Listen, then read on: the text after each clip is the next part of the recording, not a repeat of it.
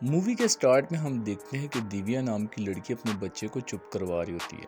तभी उसका पति जयराम नीचे आता है जो कहीं जा रहा होता है। दिव्या उसकी तरफ बढ़ती है और उससे पूछती है कि आखिर वो उससे बात क्यों नहीं करता और उससे काफ़ी ज़्यादा गिला शिकवा करती है।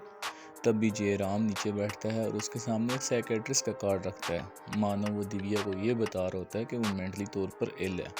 जिस पे दिव्या काफ़ी ज़्यादा गुस्सा करती है और उससे लड़ना शुरू कर देती है और उसे कहती है कि तुमने मेरे अलावा भी बाहर कोई गर्लफ्रेंड रखी हुई है और तुम ज़रूर उसी से मिलने जा रहे हो। अभी बात मज़ीद बढ़ने वाली होती है कि उनके काम वाली बाई लक्ष्मी बीच में आती है और वो दिव्या को रोकती है, जिस पे दिव्या उसको ज़ोरदार थप्पड़ मार देती है। ये देखने के बाद जय राम दिव्या को थप्पड़ मारता है। दिव्या से अपनी इंसल्ट समझती है और वहाँ से गुस्से में चली जाती है और जय राम अपने काम के लिए बाहर चला जाता है। रात को 10 बजे का टाइम, जब दिव्या का बेबी बहुत ज़्यादा रो रहा होता है तो लक्ष्मी उसको उठाती है और दिव्या के पास लेके जाती है और डोर ओपन करने पर वो देखती है कि दिव्या ने सुसाइड कर लिया और अब वो फ़ौरन फ़ोन उठाती है और पुलिस को इन्फॉर्म करती है। इत्तला मिलने के बाद थोड़ी देर बाद वहाँ पे पुलिस भी आ जाती है और वहाँ एंट्री होती है हमारे एक और मेन करेक्टर की, जिसका नाम है इंस्पेक्टर विक्रम। इंस्पेक्टर विक्रम सबसे पहले रूम को ऑब्जर्व करता है और रूम के फ्लोर पर उसको एक ज्वेलरी का टुकड़ा मिलता है जिसको वो एज अ प्रूफ अपने पास रख लेता है। उसके बाद वो स्टार्ट करता है लक्ष्मी से इन्वेस्टिगेशन। लक्ष्मी सबसे पहले अपना इंट्रोडक्शन देती है और बताती है कि वो इस घर में काम करती है और इस घर में मैडम के पति और मैडम के अलावा और कोई नहीं रहता और मैडम के पति इस वक्त अपने काम के सिलसिले में आउट ऑफ सिटी जा रहे हैं और वो इस वक्त एयरपोर्ट पे मौजूद होंगे। विक्रम अपने असिस्टेंट को एयरपोर्ट पे फ़ोन करने का कहता है और वो कहता है कि शायद बारिश हो रही है और हो सकता है कि जयराम की फ़्लाइट लेट हो गई हो और वो इस वक्त भी एयरपोर्ट पर हो, लिहाजा उसको फ़ोन करके इत्तला दे दी जाए। लक्ष्मी से विक्रम को ये भी पता चलता है कि दिव्या का एक देवर भी है जिसका नाम विक्रम है और वो नेशनल इन्वेस्टिगेशन डिपार्टमेंट में जॉब करता है। अब विक्रम कॉल करके आदित्य को भी वहाँ पे बुला लेता है। वो डेड बॉडी देखते साथ ही लक्ष्मी से पूछता है कि आखिर भाभी ने सुसाइड क्यों की होगी, जिस पे विक्रम जवाब देता है कि ये सुसाइड का केस नहीं बल्कि मर्डर का केस है और एक्सप्लेन करते हुए बताता है कि गौर से देखो कि दिव्या के पैर के नीचे भी चोट का निशान है और उसके गले पे किसी के नाखूनों का निशान है। और तब भी वहाँ पे लक्ष्मी इंटरप्ट करते हुए कहती है कि साहब एक दफ़ा एयरपोर्ट पे निकलने के बाद दोबारा घर को आए थे। जिसके बाद विक्रम और आदित्य का शक सीधा सीधा जयराम पे चला जाता है। वहाँ दूसरी तरफ जयराम भी एयरपोर्ट से वापस आ चुका होता है। अब जैसे ही विक्रम जयराम को दिव्या की डेथ के बारे में बताता है तो जयराम ऐसे ही रिएक्ट करता है जैसे उसको कुछ मालूम ना हो। अब विक्रम जयराम से पूछता है कि वो एक दफ़ा एयरपोर्ट के लिए निकलने के बाद दोबारा घर वापस क्यों आया था और क्या वो दोबारा दिव्या को मर्डर करने के लिए तो नहीं आया था। जिस पे जयराम जवाब देता है कि मैं दिव्या का मर्डर कर ही नहीं सकता क्योंकि मैं अपनी फ़ाइल घर भूल गया था और मैं अपनी फ़ाइल लेने के लिए घर आया था और मुझे सिर्फ़ और सिर्फ 2 मिनट का टाइम लगा होगा और इतने से टाइम पे कोई भी मर्डर करके डेड बॉडी को हैंग नहीं कर सकता। और प्रूफ के तौर पे जयराम विक्रम को अपने घर की सीसीटीवी फुटेज भी दिखाता है जिसमें देखा जा सकता है कि जयराम सिर्फ और सिर्फ 2 से 3 मिनट के लिए घर आया था और वापस चला गया था। अब विक्रम का दोबारा से शक लक्ष्मी पे जाता है और अब वो लक्ष्मी से पूछता है कि आखिर उसने क्यों पुलिस को पहले कॉल की और जयराम को कॉल नहीं की। जिस पे लक्ष्मी जवाब देती है कि उसने सबसे पहले जयराम को ही कॉल की थी और जयराम के कहने पे ही उसने पुलिस को कॉल की। और यहाँ जयराम से पता चलता है कि लक्ष्मी और जयराम के बीच नाजायज़ ताल्लुकात थे और जयराम नहीं चाहता था कि पुलिस को इन दोनों पे सीधा शक जाए। सो इस वजह से उसने लक्ष्मी को पुलिस को कॉल करने का कहा था। तब लक्ष्मी अपने आप को बचाने के लिए विक्रम को बताती है कि वो भी थोड़ी सी देर के लिए अपने घर गई थी क्योंकि बारिश काफ़ी ज़्यादा तेज़ थी और उसके घर अक्सर पानी आ जाता है और घर में उसकी बेटी अकेले थी। और वो साथ ये भी बताती है कि यहाँ घर में जयराम के बेटे के अलावा और दिव्या के अलावा कोई ना था। असल में जयराम की दिव्या से पहले भी एक पत्नी थी जिसकी डेथ हो चुकी थी और उसमें से जयराम का एक बेटा था और ये बेटा एक स्पेशल चाइल्ड है और ज़्यादातर अपने रूम में ही बंद रहता है। विक्रम जयराम के बेटे से बात करने की कोशिश करता है जिस पे उसे पता चलता है कि जयराम के बेटे को मर्डर के बारे में कुछ मालूम नहीं है। और विक्रम लक्ष्मी को कहता है कि तुम अपनी बेटी को बुलाओ ताकि वो क्रॉस चेक कर सके जो तुमने बताया है वो वाकई में सच है या तुमने झूठ बोला है। लक्ष्मी अपनी बेटी को बुला लेती है और विक्रम जैसे ही उसकी बेटी को देखता है तो वो उससे पूछता है कि आखिर तुमने विद्या का मर्डर क्यों किया, क्योंकि दिव्या के कमरे से मिलने वाला ज्वेलरी का टुकड़ा असल में लक्ष्मी की बेटी के ईयर रिंग का टुकड़ा था। अब वो लड़की सच बताना शुरू करती है और वो बताती है कि माँ ने मुझे थोड़ी देर के लिए दिव्या के पास भेजा था ताकि वो छोटे बेबी को देख सके। बेबी बहुत रो रहा था और वो लेके दिव्या के पास उसको गई। तब दिव्या ने उसको बुरा भला कहना शुरू कर दिया क्योंकि दिव्या जानती थी कि जयराम और लक्ष्मी का रिलेशनशिप है और वो लक्ष्मी की बेटी को बहुत ज़्यादा बातें सुनाती है, जिस पे लक्ष्मी की बेटी गुस्से में आकर उठती है और उसके मुंह पे ज़ोरदार चांटा मार देती है और उसका गला दबाकर ज़ोर से उसे धक्का देती है। दिव्या का सर दीवार से टकराता है और वो वहीं गिर जाती है और उसकी डेथ हो जाती है।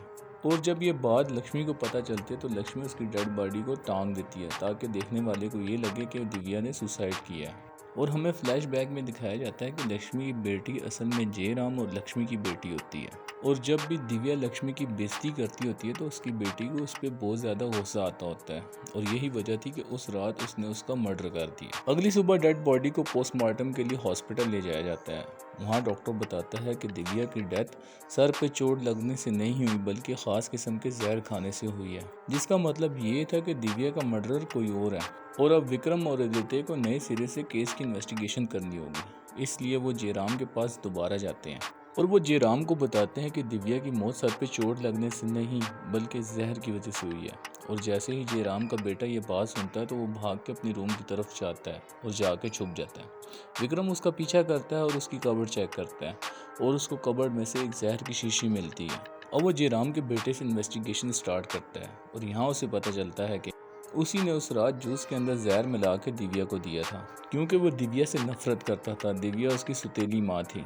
अब पुलिस जयराम के बेटे को अरेस्ट करके फर्दर इन्वेस्टिगेशन के लिए ले जाती है और अब यहाँ फाइनली लग रहा होता है कि ये केस सोल्व हो गया है, लेकिन फिर से डॉक्टर की कॉल आती है और वो बताता है कि जो जहर का सैंपल विक्रम ने उसको भेजा था उस जहर से दिव्या नहीं मर सकती थी बल्कि ये कोई और ही जहर था जिसकी वजह से दिव्या की मौत हुई।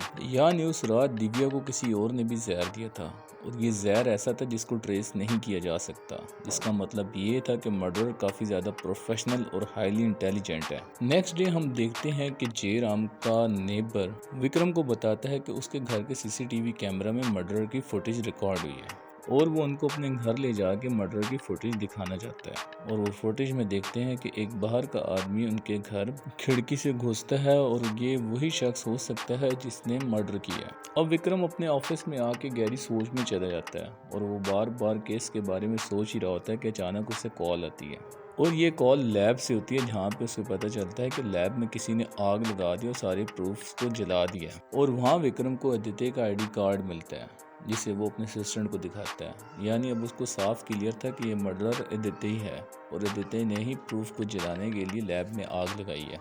अब विक्रम आदित्य को अरेस्ट करने के लिए उसके घर पहुंच जाता है और वो वहां जाके देखता है कि आदित्य ने दिव्या के बारे में काफ़ी सारी इन्फॉर्मेशन इकट्ठी की होती है। तब भी वहाँ आदित्य आ जाता है और विक्रम के साथ लड़ना शुरू कर देता है। विक्रम उस पर भारी पड़ा होता है कि अचानक विक्रम के सर पे पीछे से कोई डंडा मारता है और ये डंडा मारने वाला कोई और नहीं बल्कि राम बाबू होता है जो कि आदित्य का। अब विक्रम बेहोश हो जाता है, लेकिन जब उसको होश आता है तो वो अपने आप को कैद में पाता है जहाँ आदित्य उसके सामने बैठा होता है। विक्रम आदित्य को कहता है कि क्या तुम मुझे दिव्या की तरह मारना चाहते हो, जिस पर आदित्य जवाब देता है कि मैं तुम्हें नहीं मारना चाहता और ना ही मैंने दिव्या को मारा, बल्कि मैंने तो दिव्या का मर्डरर ढूंढ लिया। और उसको काफ़ी हैरानगी से कहता है कि तुम जानते हो कि दिव्या का मर्डर किसने किया है, और उसकी तरफ इशारा करते हुए कहता है कि दिव्या का मर्डर मैंने नहीं, दिव्या का मर्डर तुमने किया।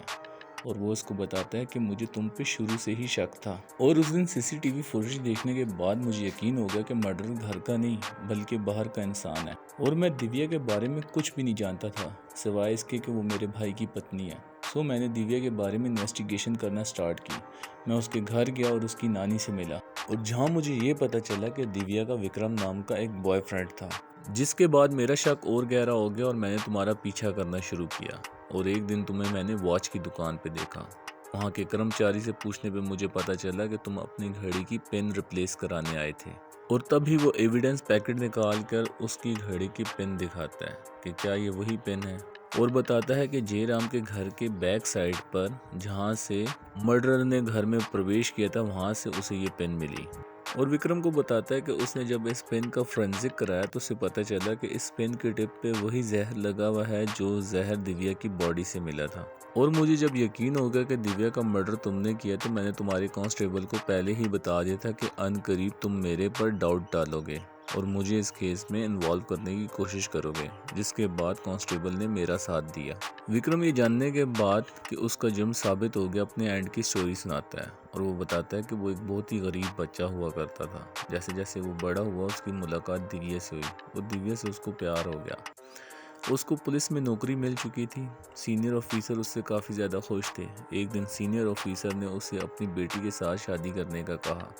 उसके लिए ये अच्छी अपॉर्चुनिटी थी क्योंकि सीनियर ऑफिसर के साथ की बेटी के साथ शादी करने के बाद वो इजीली प्रमोट हो सकता था। सो उसने दिव्या को छोड़ दिया और दिव्या को छोड़ने के बाद उसने अपने सीनियर ऑफिसर की बेटी से शादी कर ली। शादी के बाद वो काफ़ी ज़्यादा खुश था और उसकी लाइफ काफ़ी ज़्यादा अच्छी जा रही थी कि अचानक उसको दिव्या का फ़ोन आया और दिव्या ने उसको अचानक से ब्लैकमेल करना शुरू कर दिया। पहले तो मैंने दिव्या को अवॉइड करने की कोशिश की, लेकिन दिव्या का जुनून हद से ज़्यादा बढ़ता जा रहा था और वो मुझे कॉल करके बार बार मिलने का कहती और ब्लैकमेल करती, जिसके बाद मैंने फैसला कर लिया कि मैं उसका मर्डर कर दूंगा। सो मैंने पुलिस डिपार्टमेंट के एविडेंस बॉक्स में से एक रेयर जहर निकाला और उसको अपने वॉच की पिन की टिप पे लगाया, जिससे मैंने दिव्या को ईजिली इंजेक्ट करके मार दिया। लेकिन जब मैं वापस एज ए इन्वेस्टिगेटिव ऑफिसर घर आया तो दिव्या की लटकी हुई लाश देख के मैं समझ गया कि दिव्या के साथ किसी और ने भी बदला लेने की कोशिश किया। सो सबसे पहले मैंने लक्ष्मी पे शक किया, फिर उसकी बेटी पे शक किया और आखिर में जयराम के बेटे पे डाउट डाला। लेकिन तुम्हारे आने के बाद सारा काम खराब हो गया और इसी के साथ मूवी का एंड हो जाता है।